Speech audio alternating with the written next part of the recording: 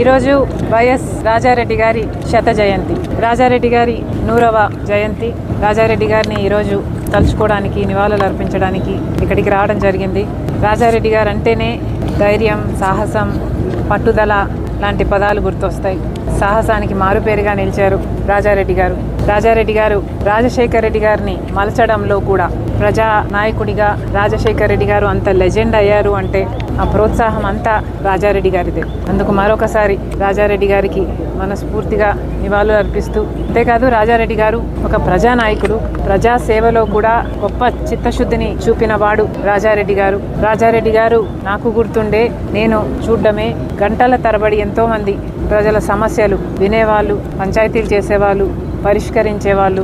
రాజారెడ్డి గారు ప్రజాసేవలో హాస్పిటల్ కట్టారు, పాలిటెక్నిక్ కాలేజ్ కట్టారు, degree college, junior girls college, ఇలాంటివి ఎన్నో చేశారు రాజారెడ్డి గారు. అలాంటి వాడు నిజంగా ప్రజానాయకుడే. ప్రజల గుండెల్లో ఇప్పుడే కాదు చిరస్థాయిగా నిలిచిపోయే వాళ్ళల్లో ఒకరు వైఎస్ రాజారెడ్డి గారు.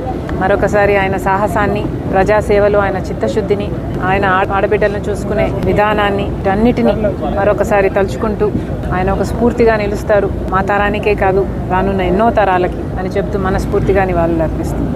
Thank you.